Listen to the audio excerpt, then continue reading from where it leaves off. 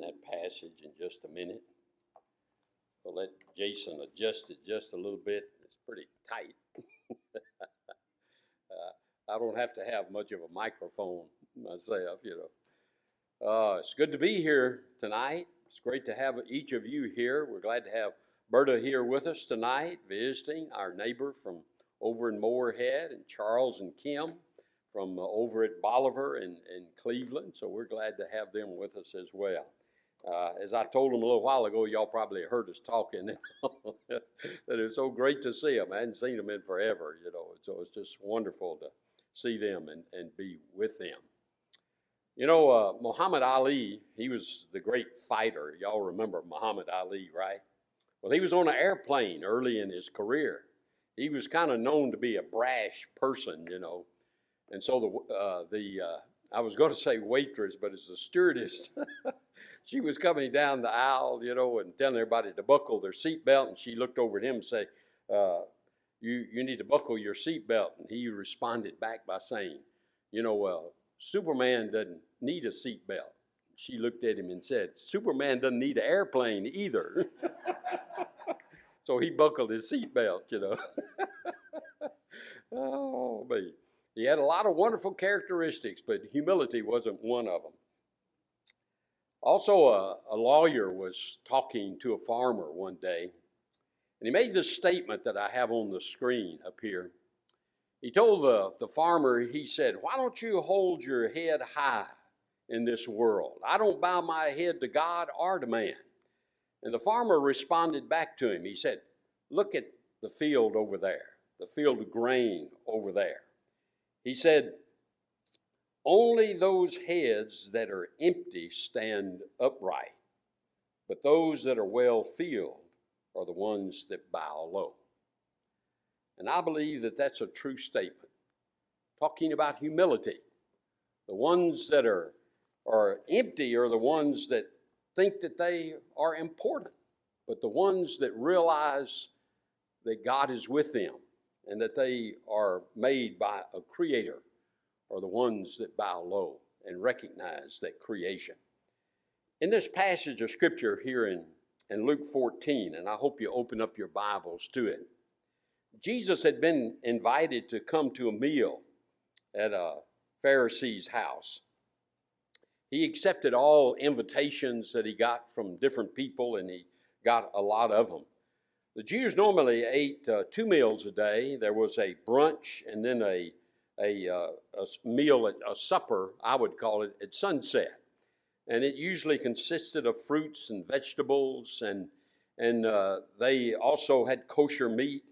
The rich people would sit around on couches like the Romans did, and they would take that bread and roll it up and dip it in the sauces and put the meat inside and bring it to their mouth. That's the way that they ate.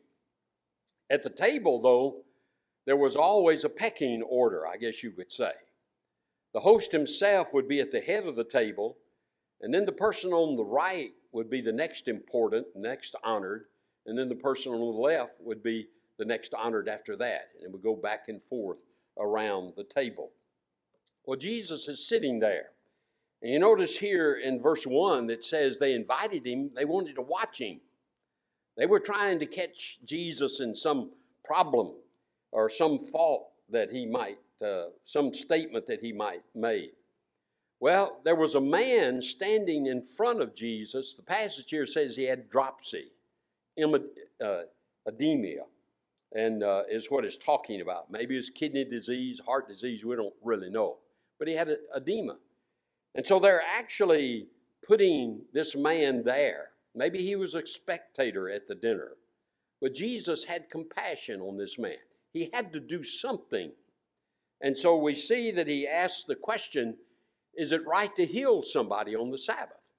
Now, Jesus disagreed with their traditions that they would have about the Sabbath day, not to do any work on the Sabbath day.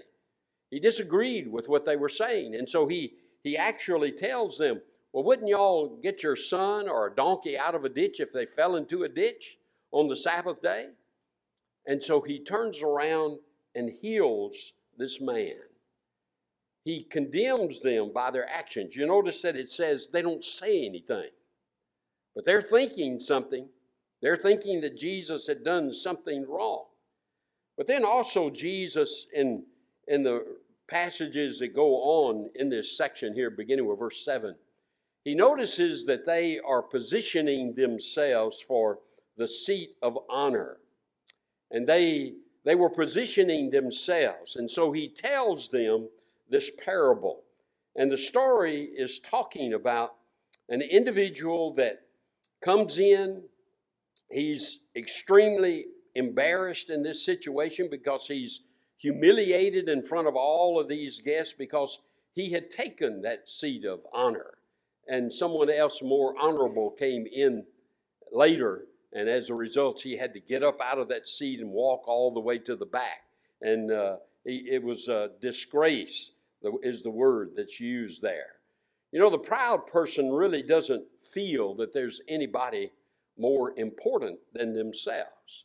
And the word pride here is talking about someone that's arrogant, someone that's haughty. Pride, of course, is the devil's workshop, Scripture says. Solomon said that God hates the proud individual, Proverbs 8 and verse 13. And there are 4 attitudes that are involved in this. One is self-sufficiency. He doesn't need anyone else because he can do these things himself, he feels like. Another is self-justification. He thinks to himself, I may have faults. And they may be the same ones that you have, and you do wrong in your life, but I have a good excuse and you don't. That's the way the proud person feels. You know, I have a good excuse, but you don't. Another would be self-righteousness, that he's better than everybody else. And then self-importance. He feels like that if he is not involved in something, that it is not going to be successful as a result. And so that becomes the self-righteous person. These attitudes come from a person measuring themselves by others that they realize are not as important or not as skillful or blessed as they themselves. And Paul in 2 Corinthians chapter 10, verse 12 through 14 points out, if you do that, if you measure yourself by others that are not as spiritually mature as you are, then you're going to come to the wrong conclusions. You're going to come to the wrong conclusions and do things that are not right in the sight of God. The only cure for pride is to make correct comparisons. And that will cause us to see ourselves in a true light. And the only comparison that we can make is with Jesus Christ and the life that he lived. And as a result of that, we can see how much we need God. We can see the type of life that we need to live, and it will help us to have the humility that we need in living this particular life. Well, Paul tells us that we must develop the fellowship with each other and think of each other and encourage each other in our relationships.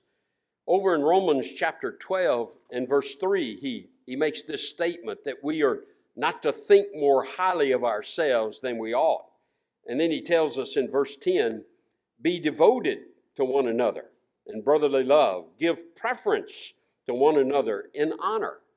Give preference to one another in honor of each other. See, that's the mind of Jesus Christ. Philippians chapter 2. He humbled himself. He became obedient even to the point of death upon the cross. He emptied himself of his godship and came to the earth so that he could make that sacrifice for us. That's the mind of Jesus Christ. That type of humility, that type of service unto others. The humble person, I think, understands that service is something that's needed. Jesus in John chapter 13, he demonstrated this type of service by washing the feet of the disciples. And you remember in the upper room when he is doing this and talking about this, he tells them, do you understand what I did? And he tells them, I gave you an example that you should treat each other in exactly the same way. You should do the same thing that I've done to you. That you are to serve one another in this capacity. I think that it's so important that we understand that and see what he is trying to teach us in these passages, that we are to be servants of one another. But then here's another example, and this would be in Luke chapter 18, verse 9 through 14. This is the parable of the men that are praying, the Pharisee and the tax collector that are praying in the temple. The Pharisee was considered a righteous man because he kept all of the rituals of their law. It wasn't the law of Moses, it was the rituals of their law, the scribal law. And so he did it. But Jesus condemns the Pharisees over and over and over again because they were building their righteousness on the idea that they were earning this. They did the things that were necessary to show that they were righteous. And so therefore they felt that they were righteous in the sight of God. And Jesus realizes and tells them that they are not righteous. We see this in this prayer. Look at the prayer that they offer. Here's the parable that Jesus is giving, verse 10. He says, 2 men come up to the temple to pray, one a Pharisee and one a tax collector. But look at the Pharisee. The Pharisee stood and was praying thus to himself. He's not praying to God, he's praying to himself. God, I thank you that I'm not like other people, swindlers, unjust, adulterers, or even like this tax gatherer. And then he mentions the 2 things that make him righteous in the scribal law, that he perfected them. He did all the fasting he was supposed to do and beyond what was required of him. And that he gave his tithe, his 10% of all the things that he was supposed to according to the scribal law. So he was a very righteous man. But then look at the tax gatherer. He said that he, standing some distance away, was even unwilling to lift up his eyes to heaven, what was beating his breast, saying, Lord, be merciful to me, the sinner. And I find it interesting he uses that terminology, the sinner. I'm the worst sinner there is because I'm the sinner. The sinner, the great sinner of all. Jesus says, I tell you, this man went down to his house justified rather than the other. For everyone who exalts himself shall be humbled, but he who humbles himself shall be exalted. We see that in this example, the tax collector doesn't feel that he's even worthy to stand by that Pharisee. He realizes his sins and his weaknesses, and he needs God's mercy and forgiveness.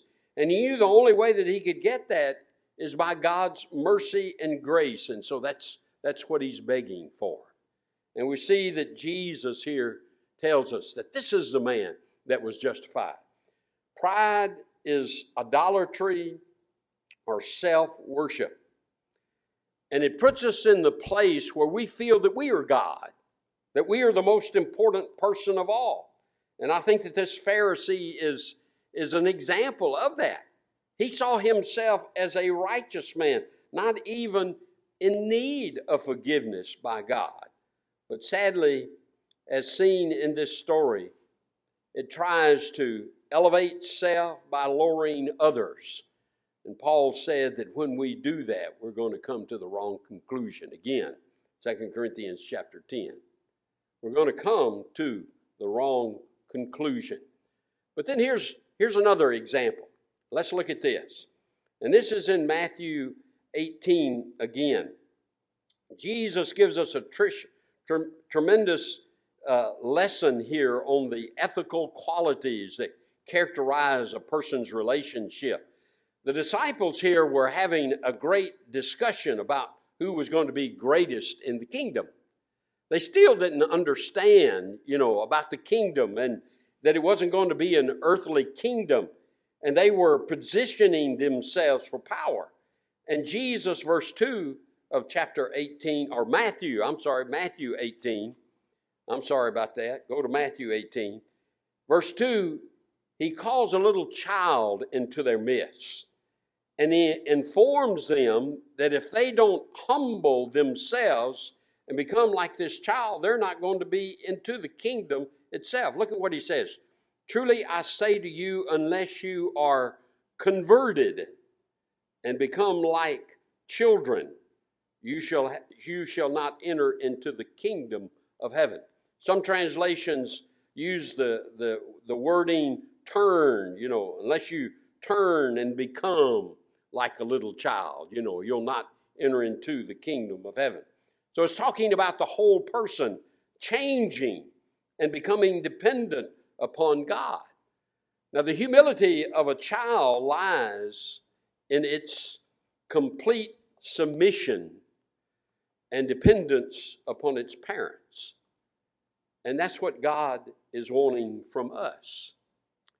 He's wanting us to be submissive of His will. He's wanting us to be dependent upon Him. And a child shows its humility. A child shows its humility and dependence by trusting the parent. And that's what Jesus is trying to tell us, that we will trust God. We will trust God. Jesus saw their greed and their pride and their ambition as they were jockeying for who's going to be the greatest in the kingdom. And He knew that what they needed to do was to become like that child, to be converted, to actually change and become people of humility and realize their place in that relationship. Pride and ambition are rooted deep in the nature of a man. And it's easy to be overcome by these things. Greed for power, lust for position. These are the things that people look for. And Jesus knew that the only way that they could overcome these things and lay this pride and this greed aside was to humbly accept Him, accept what He was trying to teach them. Now, with these things in mind, let me make some applications to this as to how we can learn humility. I think the first thing is that we need to realize that no matter how much we know, it's very small compared to the sum total of knowledge. For centuries, men have been accumulating facts and perfecting methods. And if we could put all this knowledge together in a storehouse, think about what great knowledge we would have. Well, hadn't we done that? Isn't it called Google? Well, that's what men think. Isn't that right? I mean, if you don't know something, just Google it. Here's the point. Think about all the things that Google does not know. It can't solve. That helps us to understand that we don't have a great storehouse of knowledge, because we've tried to do that, perfect things like that. Will Rogers was the one that made the statement, we're all ignorant, we're just ignorant in different things. And that is true. When I was younger in my life, I used to really have I guess you could say, stood in awe of men that had doctor's degrees and other advanced degrees. But now I realize, that these guys that have a doctor's degree, they have a doctor's degree in a subject. And in that subject, they are really good. They know a lot of things about that subject, but there are other things they don't know anything about. I knew one guy that spoke 10 languages, but he couldn't balance his checkbook. I knew another guy that was an international authority on a particular subject, and he couldn't drive a car. Then on the other end of this perspective, I've known people that knew all kinds of things about electronics, but there were a lot of things they couldn't do. The point is, the vast amount of information has grown so much that no one person is capable of mastering all these things.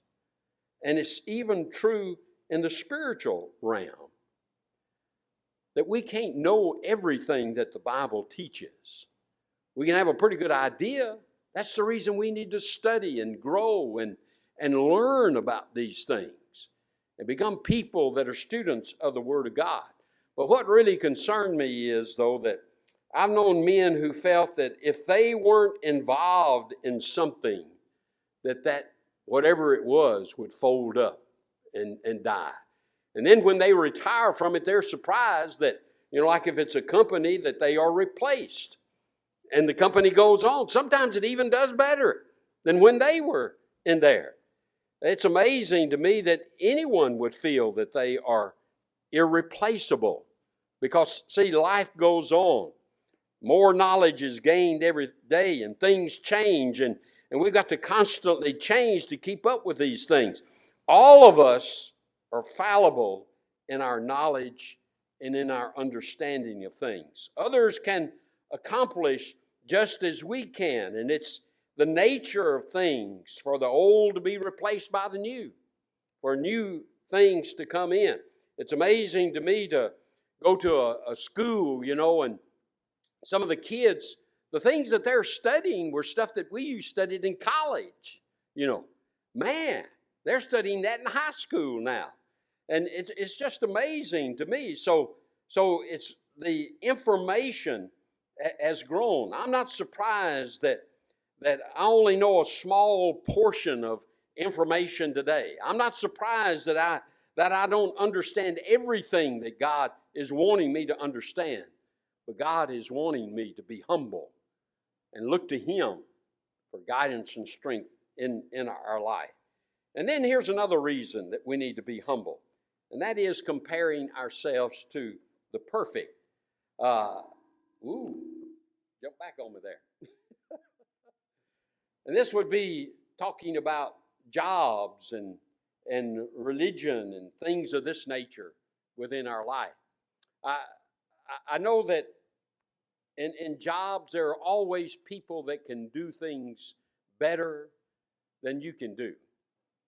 I know that we've been at conferences and things of this nature, and you feel like that you've made a great presentation, then the person comes up behind you, does it twice as good.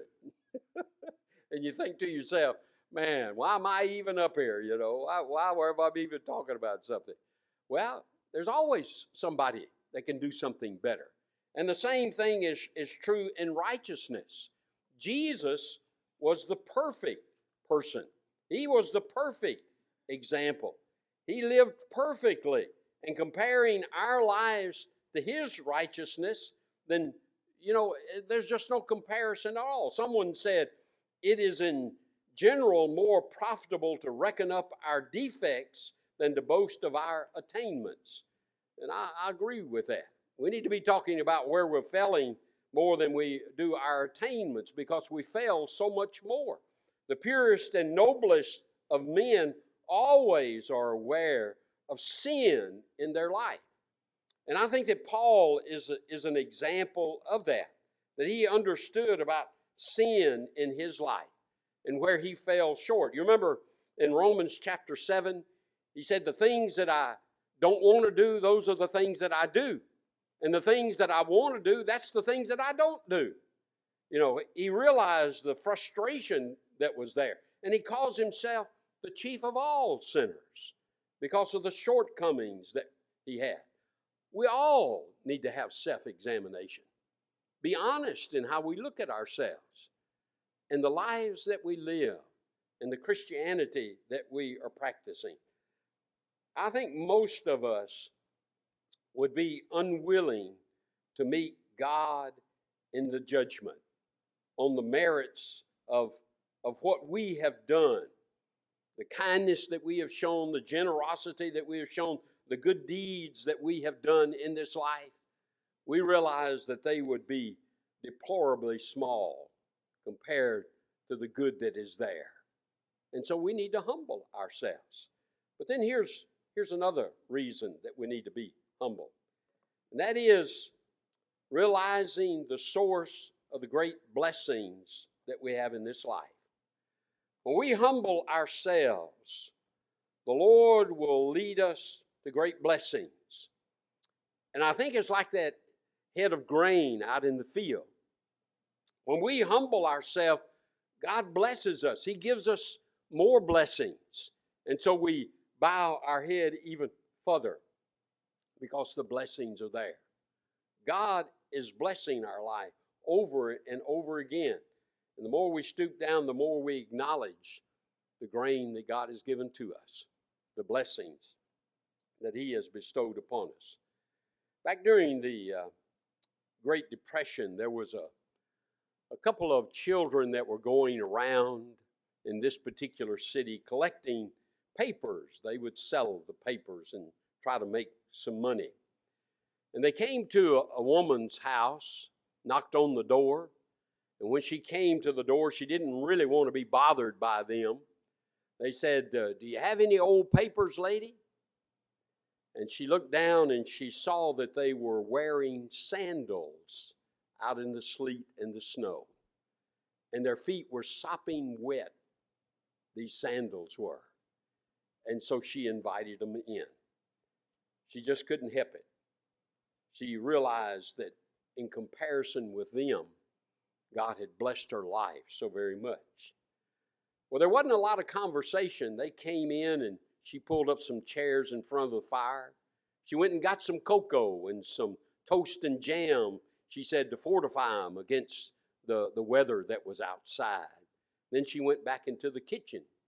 She was cooking potatoes and brown gravy. That's all that she had, but she was cooking that for supper that night. Well, it was kind of quiet in the living room, so she goes back into the living room to check upon these, and she found the little girl looking at the cup that she had been given with the cocoa in it. The little boy said, "Lady, are you rich?" And her response was, "Oh, mercy, no, I'm not rich. My goodness, I'm not rich at all." And the little girl, in a real heavy voice, said, as she put her cup back into the saucer, she said, "Your cups and your saucers match." Well, it wasn't long and they left. They took the papers and held them up against the wind as it was blowing outside. And she closed the door behind them. They didn't say thank you. They didn't have to say thank you. They had said a whole lot more than that. And as she went back in and pulled the chairs back away from the fireplace, she saw their muddy prints in the entryway. And she said, "I'm just going to leave those for right now." She went back into the kitchen and stirred those potatoes and the brown gravy. She had a roof over her head. Her husband had a steady job. And all those things matched as well. And she went and thought and realized the blessings that God had given to her. She wanted those footprints to remind her of that. Every single one of us in here has been blessed by God. We have the blessings of God. And I pray that we will humble ourselves before Him and acknowledge His hand as the source of these blessings, because we owe Him so much for what He has done. But here's another thing that we are to do. We are to walk humbly before Him. Micah the prophet of old in Micah 6 and verse 9 said that there are three things that God requires of us. And that is to do justly, to love kindness, and to walk humbly with your God. God is asking us to do good deeds. He's asking us to be merciful unto other people. But He also wants us to walk humbly. He wants us to be people that walk humbly. And when we realize our little knowledge and our our lack of righteousness and our dependence upon Him, I think that will help us to do that. I think it will help us to see just exactly where we are. You know, our physical limitations could illustrate this point. You know, the psalmist is the one, Psalms 103. He says this, just as a father has compassion on his children, so the Lord has compassion on those who fear Him. For He Himself knows our frame and is merciful or mindful that we are just dust. As for man, his days are like grass and the flowers of the field, for they flourish, and when the wind has passed over it, it is no more, and its place acknowledges it no longer.